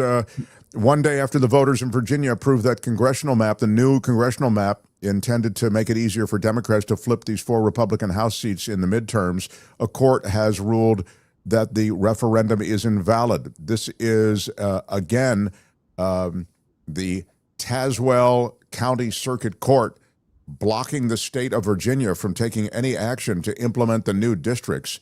This is a lawsuit that was filed by the Republican National Committee, and following that lawsuit, the judge, again, of Tazewell County, has blocked the state from taking any action. They are now in this limbo. What happens here, David Katz? Are we not going to see the new congressional maps in Virginia? Trump started this fight, right? He started this whirlwind. And what's the great expression? He's inheriting the wind. He's getting the blowback from this stupid fight that he started. And I think people with good sense, if there were any of them, he doesn't have many in the administration, like he had a few during the first, but hopefully somebody with sense told him, don't start this fight in Texas. But he did. He was sure that he could push the Democrats around, that the Democrats were weak. And the Democrats came out and showed they weren't weak at all. They were fighting back, and we had our redistricting here in California. So now some of the states are going back and forth, but this Virginia one really hurt Trump and really showed how stupid and thoughtless Trump had been, because it all boomeranged on him. What's going to happen, I think, is it's going to be upheld by the Virginia Supreme Court. The Virginia Supreme Court is supposedly apolitical, but I looked them over and tried to figure out what they would do with this lawsuit. And I think that they will say that what Virginia did was proper. The argument is that they didn't give enough time for it to get on the ballot. It's a procedural argument that they didn't follow proper procedures to get it on the ballot. And that one could go either way. But I think on balance, it's going to go the way that they did follow proper procedures. Now, whether it gets decided in time to affect this upcoming vote in November, that again is one that's kind of up in the air. But they've had this fight before. This is their go-to judge for the right-wingers, for the conservatives. They went to him before to try to stop this election. That judge said they should stop the election. The Supreme Court of Virginia said, no, let the election play, right? And now they're going to have the same. It's obvious that judge, since he stopped it before, was going to stop it after if it went the Democrats' way. And now it's going to be in the appellate courts of the state of Virginia. If it gets to the U.S. Supreme Court, the U.S. Supreme Court, I think, one of two things. They would either reject it because it's just like Texas and California, that as long as it's political gerrymandering, it's fine, Mark. You just can't do racial gerrymandering. And the argument is always that it's purely political gerrymandering. If they get into the procedures, I think that's unlikely. The U.S. Supreme Court will say that the Virginia Supreme Court got wrong the procedures of Virginia. So I think it ends with the Virginia Supreme Court. We'll wait and see how fast they decide. So it ends with the congressional map, the new one, standing. And that's what you're saying. That's your prediction, Counselor? If the Virginia Supreme Court says that the procedures were followed properly under Virginia law, and they say it the next month or two, then yes, they'll have the new districts. They'll have the new. I don't know if they're going to move that fast. If I were betting money, I say the Virginia Supreme Court doesn't move that fast, and it doesn't actually affect this race in November. So it will not give the Democrats that advantage of 2 or 3 more seats. I think that prediction market people, please don't. And I realize now people are betting on my Katzadamus. So I'm just, and I don't buy that stuff. I'm not involved in any of that stuff. I don't. You don't sanction the gambling. Okay. I don't sanction it. Last thing, my dear friend Brandon just had a baby, and his wife now pregnant with another child, and they are moving to Texas. They're going there to take over their family business, and it's so sweet. I love them so much, and I'm just seeing then now that their children, when they attend public school, will see the 10 Commandments displayed there, and beautifully, I'm sure, displayed in all of those public schools there in the Texas area. This is a new ruling from those who have for a long time, right, David Katz, wanted this religiosity in the schools that they feel is not reflected by the current curricula and everything else that is surrounded there in these pretty secular schools. Can you tell me it'll likely go to the Supreme Court, won't it? But for now, that it's very much permitted by this new court ruling. They're not being displayed in Aramaic. They're not being displayed in the original language. And you want to get people mad, say, what did God write the 10 Commandments in? And I bet you most people would say English, especially if you did the survey down there in Texas and Louisiana. English, what's wrong with you? What do you think he wrote the 10 Commandments? The language of the Lord, right? He or she wrote the 10 Commandments. And so, yes, they are going to be displayed in English in courtrooms. They have made the argument, the proponents of having the 10 Commandments, that the children will not be required to recite them. Just sort of look at them on the wall, like the flag will be there and the 10 Commandments will be there. I myself, and I'm Jewish, I don't think it's that big a deal. Now, people may say, well, that's because the 10 Commandments are, the whole, Abrahamic, basically, the Jews, the Muslims, and Christians all believe in the 10 Commandments. But of course, there are people who don't have any religion that have every right not to have or want to propound any religion. And there's other religions, the Hindus and so forth. So of course it's wrong. Of course, if I were on the Supreme Court, I would vote that it's unconstitutional. And I think they'll probably vote that this is unconstitutional. There are cases which do not allow the 10 Commandments. They tried to display them in different places. They've had, other Christian symbols. The argument is that this is not a Christian or a Christian symbol. It is a universal. But it's not universal. It may be by the three religions, Islam, Judaism, and Christianity, but it is not universal. And I always say to people, there's 5 rules of Islam. How about if they put the 5 rules of Islam up in the courtrooms in Texas and Louisiana? You'd hear an outcry all the way here in California from Christian parents, I think, screaming about that. Yeah, it's interesting to put it in that context. I don't know. I always think of the 10 Commandments anyway as sort of like, a bunch of them don't, the first one, you shall have no other gods before me. And then the second one is, you shall have don't make yourself an idol. I mean, like that Trump thing where he has that picture of himself as Jesus or whatever, looked very Jesus-ish. I don't know.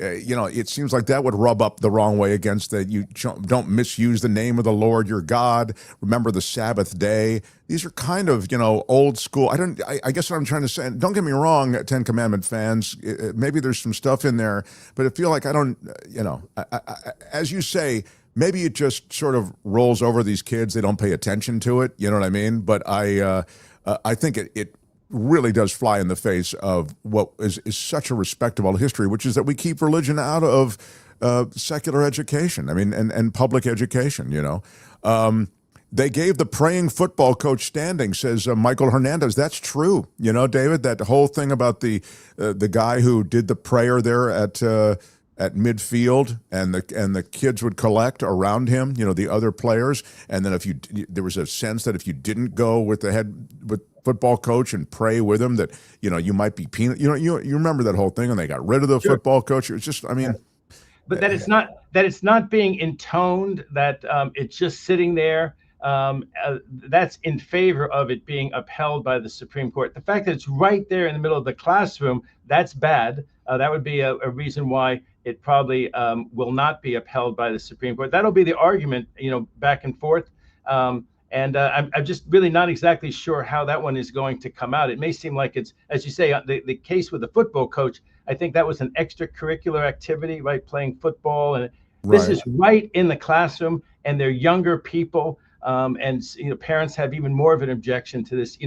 I mean, for someone who doesn't, is of a different faith or has, no religiosity or whatever you want to call it, this is indoctrination. This is inculcation. This is a violation of the separation of church and state. The kid has to go to school, and he's being shown something. Like I said, if he was being shown the 5 tenets of Islam, people would scream. They'd see it. No, they shouldn't have the 10 Commandments, and they shouldn't have the 5 tenets of Islam. It is secular education. In Leviticus, Spamley says, in Leviticus, there are over 70 commandments. Let's put them all on the wall, or they are discriminating against Jews. That's very funny. You can never have enough commandments, and I can never have enough David Katz. David, thank you for being through today, our little world. SCOTUS's shadow docket was able to allow the DOD to implement the transgender military ban to involuntarily separate me. Yeah, that's interesting. Thank you, another Zoe Rose. That is true. The shadow docket, man, that piece really was revealing, that New York Times piece. We have a gift link if you want to find it. It's under the David K. Johnston video. Find it and go read it. It's, again, you can read it for free if you go through our link. Katz, thank you. Thank you, David Katz. Everybody with a lot of love for David. David, so appreciate you. Thank you for being here, and I look forward to next time. All the best, my friend. Great to be with you, Mark. Take care. David Katz, everybody. Right on. The Mark Thompson Show. He is the greatest, and we do have It's a Mark Thompson Show flash flash poll poll. about Kash Patel. How is that going, Albert? People feel that people feel that he may not be long for this administration. No, everybody seems to think he's going to be gone by May. Same thing, Memorial Day. I think he'll last 58% of the vote. So more than half of all voters think he's going to be gone by. I think he'll. Hockey, he's a huge hockey fan. That's in the middle of the hockey season. He's not You're going to be happy right. about it. What? Yeah, that could be a problem. That could really be a problem for him. Although, maybe more time to take in hockey. He is a dogged defender of his own record, And so I think Trump likes that. He likes that junkyard dog quality that he's got, So quickly, your comments. I did want to get to an interview, though, with Jasmine Burney Clark out of Florida, doing great work in there's the Virginia redistricting, and then there's a congressional redistricting in Florida. Ron DeSantis, just real quick, he wants to redraw everything in Florida to favor the Republicans. Surprise, surprise. And then there's great work being done on the part of Jasmine Burney Clark and her organization, and I'll share that interview with you in just a second. But here's a quick rolling around the comments. Milton Watkins, Master Bookbinder. What's up, Milt? Good day, everyone. Yes, the Master Bookbinder is here out of Australia. Our Australian outpost. We learned yesterday that there are 2 Australian, at least active Australian listener viewers, Glenn and Milton. Richard Delamater with a $2 super chat. What's up, Richard? Big shout out. Joining at the QAnon level. You get shadow producer status. Great. Richard feels that the pace of things, I'll get to that in a second. I have the munchies and I don't know what that is. I have the munchies and I'm about to order some sweet 106. Yeah, I think microwave windows. Go for it. What can I say? Where are my weed smokers at? You will not be able to stop Anybody bit of weed? eating. You will. It's so delicious. I'm telling you, sweet 106. It is truly addictive in the most delicious ways. Hilo Karen, our favorite Hawaiian and also a member of the show. I get a delivery today. Vegan, double vanilla, and Snickers. Right on, baby. Big shout out. Big shout out. Love it. Go for it. Super sticker from Uptick for $5. Thank you so much. Thank you so much, Uptick. I love that. Yeah, Richard was saying in the chat, he doesn't feel like, give me a little bit of this, then give me a palate cleanser, something funny, then give me more of it. He doesn't like the long conversations.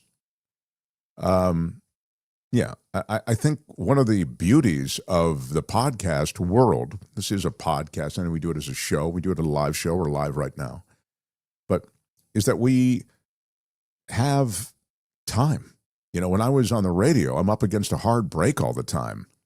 Remember that, Albert? I used to try to make it cute with the 5% battery thing. You're down to 5% battery. We have to wrap up things all the time with David K. Johnson, with David Katz. It would confuse you too, because there's a time where we had a free Albert movement. I couldn't talk on air, so I couldn't even wrap you on the air. So I'd be whispering in your ear, and that would when you're doing that mid interview, that totally derails your train of thought, and it was really awkward. But we somehow always made it work. Yeah, no, but it's true. What Albert is saying is true. We had and I would just we try to make it funny, but it was just a bummer. So the long form is really something that's a virtue of this particular incarnation of the show. I like the long form conversations, says Colin R. Thank you. We try to move things along at a, we had a free Albert. Did we have a free was there a free Albert movement? Yeah, because the union, we're in a very famous union. They weren't, I wasn't under contract to speak on air. So they wouldn't compensate me that way. And I wasn't even asking for it. It was just adding to the show. No, it's true. It's interesting. I'll just run this out real quick in less than a minute, and then I'll get onto this. There was one person who had tried to claim that because they had spoken on the air, this is not on our show, this is a different show, that they deserve to be paid. And that one person created enough of a ripple effect that they issued an edict. Producers will not speak on the air at all. Then we tried to get them to, we ultimately did get them to allow for a number, it was just an amount of time or a number of lines that you could say. Well, I forget exactly, but we did Yeah, it get was something them. like under 30 seconds total or Yeah. something crazy. We thought even about pre-recording myself in things also to Right. Oh, right, circumvent it. right. Yeah. And I have to say that we did, now I'm remembering it, didn't remember it, we did make such a big deal out of it that when it was ultimately decided that you could speak on the air, Lee Hammer, who was the program director, came on and said, Albert can speak on the air. Remember that? We had a big thing. We made a big deal out of it. It was kind of fun. Yeah. It was a walk down memory lane, everyone. Thank you for... good times. Good times. Smash the like button. I haven't mentioned it all day. It with your iron rod. Do smash the like button. I forget to mention it. I'm so sorry. I forget a lot of things, but smash the like button. Support the show in any way you're comfortable, in any way you can. We offer memberships. We offer Patreon and PayPal. There are links to all of that. We post the names of people who are supporters through Patreon and PayPal at the end of every show. Smash it with And your iron rod. subscribe, hit the notification bell. Go to our Facebook page. It is someplace where you'll find Kim. Kim really does love the Facebook. Kim, how are you? Kim is a Facebook person, you know, and she'll always send me notes saying, I don't know if you're on Facebook at all, but such and such just happened. And I think, I love that Kim is kind of our Facebook. I say it just like that. I hear it like that. You just send me something. But anyway. All right, coming up, Jasmine Burney Clark and the fight in Florida. It's a short interview, but a good interview. And you will enjoy. Mark Thompson Show. The Mark Thompson Show. The Mark Thompson Show. I am excited to go to Florida. Yeah. Jasmine Burney Clark, founder of Equal Ground. It's the preeminent Black-led, nonpartisan, nonprofit working to build Black political power in Florida. And, man, it's an uphill struggle. There are voter suppression bills in Florida. It's a real uphill climb. I want to get the state of the state. Here's Jasmine, everybody. Jasmine Burney Clark, congratulations on all your good work. As I say, it's in a state that's working hard against you, I feel, in some ways. Maybe you can speak to that. Yes, thank you so much for having me today. I really do appreciate it. And you are correct. Florida has made an example out of itself as one of the states that continues to suppress the votes of Black and brown Floridians, young folks, people of color, differently abled individuals. We have been the target of this administration, specifically since Ron DeSantis has been in office. Every single year, there have been multiple voter suppression bills passed that just make it harder. And ultimately, it is designed to eliminate our will and our interest in participating in this process. But we are determined as an organization not to allow that to happen. And how do you take that determination and build a strategy?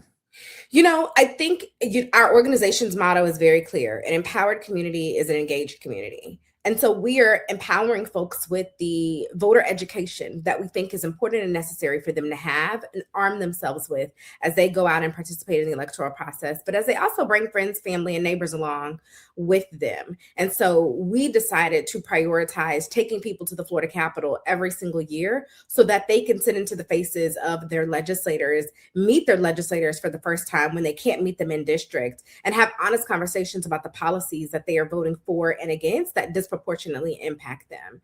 And I think with those tools alone, we've been positioning people to do so much more as they head to the ballot box every single election year. That's so smart. I look at Florida, the redistricting down there. What's the story with Ron DeSantis, the governor, and the redistricting plans for Florida? So Ron DeSantis is following the lead of our president, or at least taking orders from our president, by initiating a mid-decade census. something that no one requested, something that a redistricting effort, that no one wanted except for this president. And that is because Donald Trump doesn't believe that his policies and the votes that he and Republicans are making in Congress are going to be popular in this 2026 midterm. And as a result, he wants to rig maps in states like Florida and Texas and other places to get the votes that he believes are necessary to maintain power. And so Ron DeSantis has called for a special session in 2025. He set the date, he set the agenda. And actually today, right now, as I am sitting here, Florida should have been in a special session. But instead, because there are no maps, there are no committee meetings, there's no agenda, we are now waiting and delayed in the process of even attempting to fight back on something that hasn't even gotten started yet. But our governor is determined and dead set on making sure that he rigs another census. This is, again, the second time we've been through this with Ron DeSantis. He just really does work off the page so much. I'm curious how that will, assuming these things happen, which I think they will, how that will translate in terms of redistributing political power or reinforcing political power in Florida. Like I said, we've already been here before. In 2022, Ron DeSantis wrote our maps where he took away 50% of Black political power in Congress. So from residents from Orlando up to the Panhandle, which is the northernmost point of the state of Florida, have no Black or Democratic representation in Congress. And then you go now Orlando to South Florida, and the plan is to now potentially impact 5 congressional districts, taking away the 20-8. So there's 20 Republicans being represented in Congress, and there are 8 Democrats. He wants to now dwindle that number down to 25-3. And so you can imagine what the priorities are going to be of these congressional members representing a state that is so diverse, not only in race, but also in, political party affiliation. But there have already been polls and research done by Republican insiders who work with him who have said, if you do this, if you move forward with this, the Republicans stand to lose and be impacted upward 7 seats if you decide to rig 5 additional, just like you did in 2022. Yeah, these things don't always work out. They try to game them out ahead of time before they put them into action, but one never knows. I mean, I know you guys have some pretty heavy hitters. Eric Holder's part of your crew, right? That's just remind everybody. I mean, as a legal flex, it's pretty muscular, Absolutely. We, again, because we've been here before, we know we're fighting up against. We know what the apparatus looks like. And so we've made sure to arm ourselves with what we believe is necessary in the event that we had to go into litigation. And so Eric Holder with the National Redistricting Foundation, as well as Kristen Clark, the new general counsel for the NAACP, has now joined Florida in our efforts to help safeguard Floridians from what is potentially to come. And they've given us a charge to make sure that we are packing those committee rooms with people who are sharing their personal stories of impact from what has happened previously, and for people who are going to potentially be impacted in this upcoming redistricting session. We are also making sure that we are holding a rally in Tallahassee during the redistricting special session so that people can not only see what's happening in the room, but see what's also happening outside of the room. And we're drawing attention to the fact that there is a fix to all of this, and that is the Harry T. and Harry V. Moore Florida Voting Rights Act. We are going to be having an independent hearing that allows for people to hear and understand what it looks like to pass a Voting Rights Act in Florida that is specific to Floridians and that completely reverses what has already happened in this state, that also helps to impact and provide fair maps for the state of Florida. Let me just go back to the Holder stuff and the legal court cases that might result. So Holder, again, former U.S. Attorney General, and these legal lifts would happen after the fact? Is that where you that's where you've lawyered up to in preparation for that after the fact? Or where might the legal battles be fought? So when, I should say. Yeah. Correct. So the legal battles have to start after a map has been introduced after the legislature, both in the House and the Senate, have voted on those maps, after the governor has signed them and then distributed them to our Florida Supreme Court. The Supreme Court ultimately decides whether those maps are legally legitimate or not. And if they determine that they are legitimate, however, here in Florida, we have what are called the Fair Districts Amendments. So it's not what they just decide to say, it's what's in our current amendments for the state of Florida.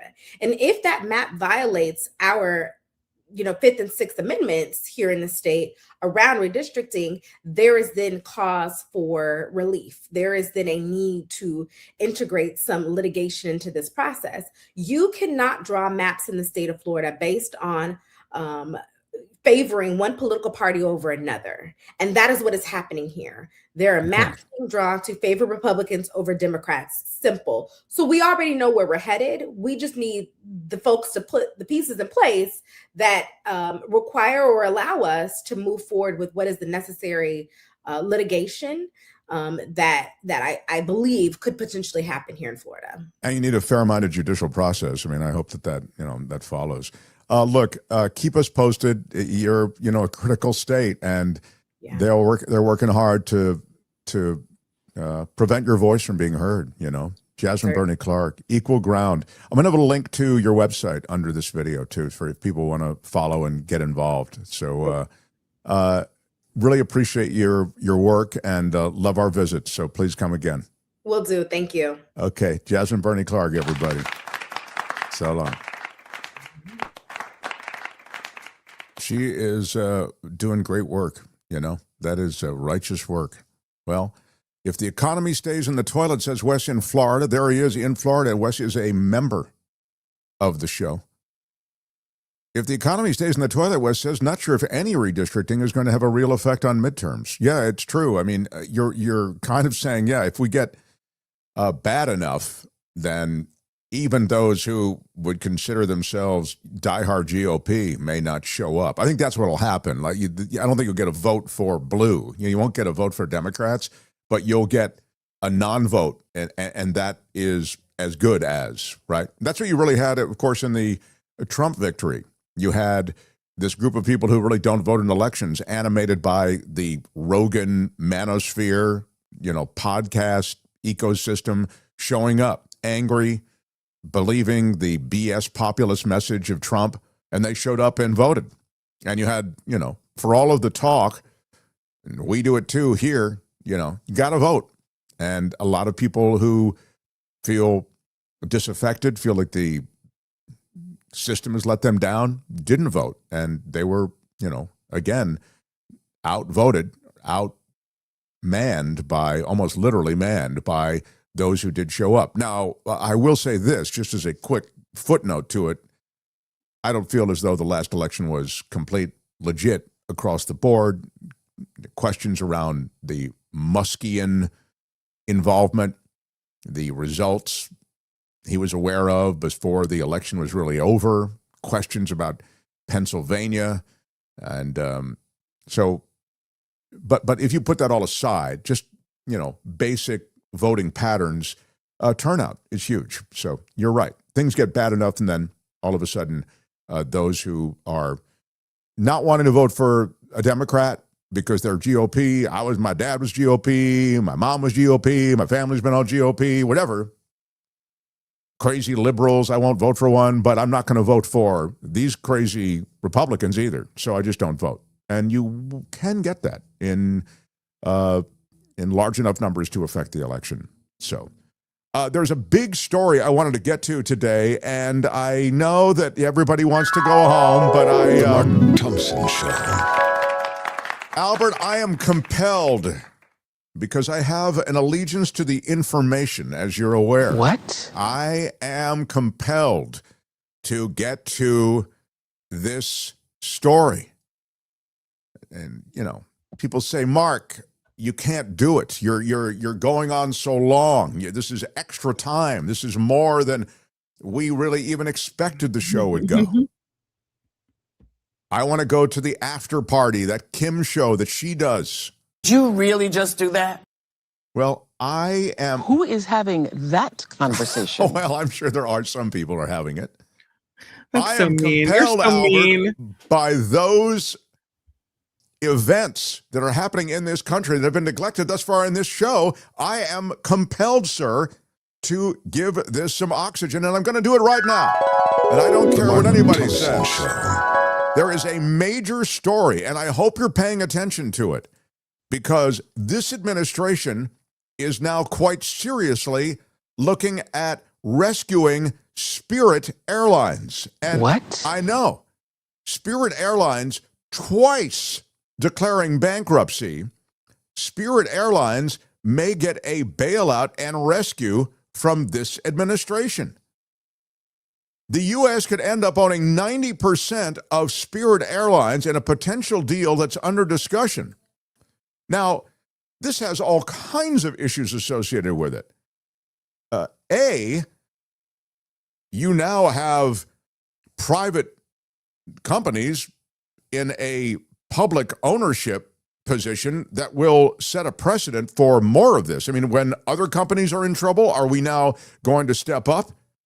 And secondly, you have a struggling airline that has, again, now moved into its second bankruptcy, clearly affected by the fact that they don't seem to be able to run the airline efficiently or at a profit. And now you are going to encumber the taxpayer with this same company that is run poorly and doesn't run at a profit. So thanks. I don't see you putting the public in part ownership of oil companies. I don't see you putting the public in part ownership of many of these technology companies, except the administration actually has stepped up and put the American taxpayer in an ownership position on Intel. You'll remember there's been a little bit of a wiggle room that they've established. This would be a $500 million rescue deal for Spirit Airlines. The Intel deal, as you'll recall, happened at the beginning of the administration. Albert, put up the graphic with all of the companies. These are private companies that Trump has purchased stakes in since taking office. Intel, MP Materials, Trilogy Metals, Lithium Americas, Vulcan Elements. That's something that believe the Trump kids are actually part owners of as well. Re-Element Technologies, Westinghouse, and U.S. Steel. Those are all private companies that the Trump administration has purchased stakes in. This is a very dangerous precedent. Now, if you're a capitalist society, which we are, a capitalist economy, I get it that we have some socialist programs. You know, you could say that Medicare, Social Security, and such are socialist programs. I don't even suggest to you that these bailouts happen more frequently than just this. I mean, you look at 2008 and how we stepped in and bailed out the banks, et cetera. But the point I'm trying to make is simply that to be pure about it, this is a bad precedent. Now, what you're going to see is more distressed companies coming forward and asking for government bailout, even if there's government participation in ownership. So I'd watch these deals very carefully because, and let me be fair, there are many employees here. There are 14,000 employees, I believe, at Spirit Airlines who will be helped by, propping this airline up. You could even suggest that on some level, the continuation of a discount airline helps consumers. I'm not big on these mergers. I think these mergers are always bad for competition, for the consumer. They always end up poorly. And yet, this administration, they were poo-pooing. Specifically Trump was poo-pooing the consolidation of the airline business the other day, when he has done just the opposite with the media world. He's allowed these media companies continue to merge, so basically all of American media and information is controlled by like 5 people, maybe not even that many.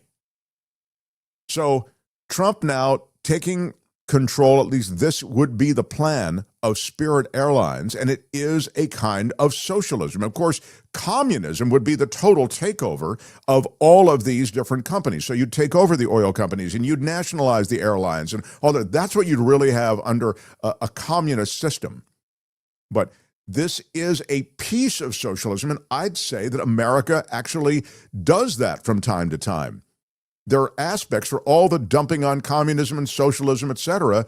There are aspects of that in some of these legislative moves and governmental moves on the part of this administration and others. So the latest is Spirit Airlines, and we will see.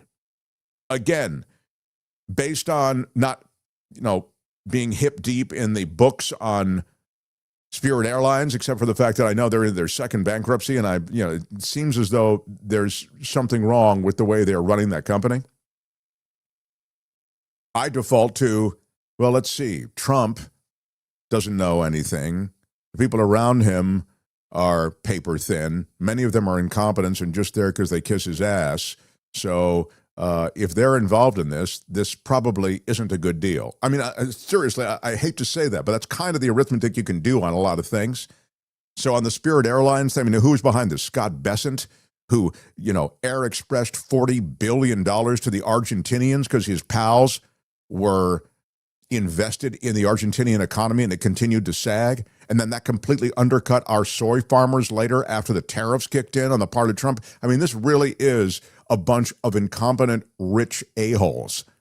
And so if their plan is to somehow rescue Spirit Airline and take 90% of the company, I don't know. Seems it's probably a deep hole for taxpayers that we're going to continue to pay into, along with all the other stuff that we're going to be paying into for years to come. Not a fan, but again, that may just be my Trump derangement syndrome. Maybe there's a good argument. Email me, explain it to me. But to me, it, again, sets a really dangerous precedent. Who's going to be up next to the table? We've seen Intel and all those other companies that I pointed out to you. The latest now, Spirit Airlines. Anyway, that's the word on... They are kissing my ass. That's the word on Spirit and the government of the U.S. taking over. All right. The Mark Thompson Show. This is Mark Thompson. I cannot win with people, Albert. I cannot win with people. So if I get off after 90 minutes of the show, what I get is, oh, so that's the new deal, man? You only do 90 minutes? I get that. I get emails again. Mark, understand all the new deals, you just do 90 minutes? But when I go longer, which I have regularly done, I mean, we don't really go out 90 minutes. We usually go longer than that. When I actually go for 2 hours, what do I get? This. Hey, Mark, it's time for Trivia Thursday at the After Party Live. Hey, I hope you won't take this the wrong way. Yeah. But that doesn't go into my arithmetic on this show. Good day, sir. Exactly. It's time for Trivia Thursday. I'm doing serious. I research this show all the time. I'm absolutely Albert. This is so ridiculous. It's a very popular. It's a very popular segment. Trivia Thursday. Whoever is producing this thing has no idea what they're doing. I don't know. I feel like I want to stay on for a half hour just to piss off Nullifidian, who I love. And that's how it's, you ask me, you can be turning on people I love. I don't understand it, Albert. Why are you yelling? I just can't. There's a psychological burden that no one understands that We could try ignoring it, sir. I don't know. Probably should have ignored it. It's true. I don't know. All right, Kim, what's on your after party? Born to Peacefully Protest. This is the, by the way, the coffee that I'm drinking from my Mark Thompson Show mug. And at least I can go down holding my own mug. CoachellaValleyCoffee.com. Mark T at checkout gets 10% off. The best coffee, the best tea. Best coffee tea. Check it out while you're doing the after party live. Oh, it's Trivia Thursday. It is Trivia Thursday. Whatever. Is that what it's called? Trivia Thursday? Trivia Thursday. Well, I actually like Trivia Thursday, but I also like to mock. And so when I see those two things together, it puts me in a very tough position. But use our discount code MarkT. Go to CoachellaValleyCoffee.com. This is it's curated so well and hand roasted, all of this stuff. So you really, I think, would do yourself a favor. It's not a discount house. It's a boutique roastery. Best coffee on earth. So check it out and jump in. Put that coffee down. All right. Do I have anything else to do, Albert, before the after party? Got to go to the after party. No, I think that's it. I think I'm Noah Fidian. Yeah. You put me. You know, we say in poker, you put me on tilt. I can't think straight. And I always thought Kim would be an asset to the show, and now she's turned into someone who has done something that's undercutting the show, Albert. Now, how do I handle this? I mean, we might have to do our own trivia apologize for what you've done? Yeah, Kim, would you like to apologize? I don't think so. No. I think. Well, We could try ignoring it, sir. No. We do love trivia, even me. I often fail miserably. Says he. Give me a trivia question, Kim, that you're going to have on your show today. You want to do it here? Yeah, I sure do. I want to do it right here. I want you to do your whole show right here, right now. Most weather takes place in the what? Most what?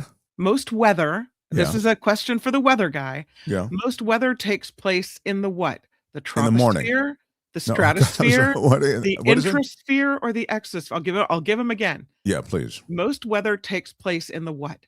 Mm-hmm. The troposphere, the stratosphere, the intrasphere, or the exosphere? I'll go with A. Troposphere? I don't think that's right. Triple Troposphere, stratosphere, intrasphere, exosphere. No, I don't know. Well, what is the answer?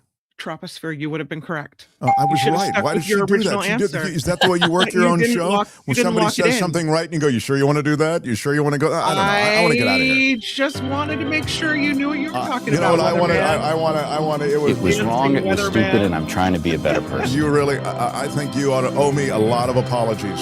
Really. I want to apologize to the Asian community, the Asian American community. Yeah, I just think that, you know, you all got to kinds know of your... sorry. Y'all can all go to hell, and I'm going back to Texas. Yeah, that's how I feel. I'm with that lady. You know, I'll go to hell and I'm going back to Texas. Yeah. They do this to me all the time. I don't know what the hell they do it for. They do, Albert. They do. They do, Albert. Only Albert can talk me down from where I am. I don't know. All right. In the sphere. That's exactly, I don't know, one of those spheres. It's in Las Vegas. And Who said that? Janet G? That's very funny. Oh, I love it. All right, thanks, everybody. Appreciate you being here. Tomorrow, it's our Friday crew, and it should be a good show. I'm Shadow Stevens for The Mark Thompson Show. Bye-bye. We're in better shape, but I don't think we're in wildly better shape. Out of time. Thanks, everybody. Till tomorrow. Bye-bye.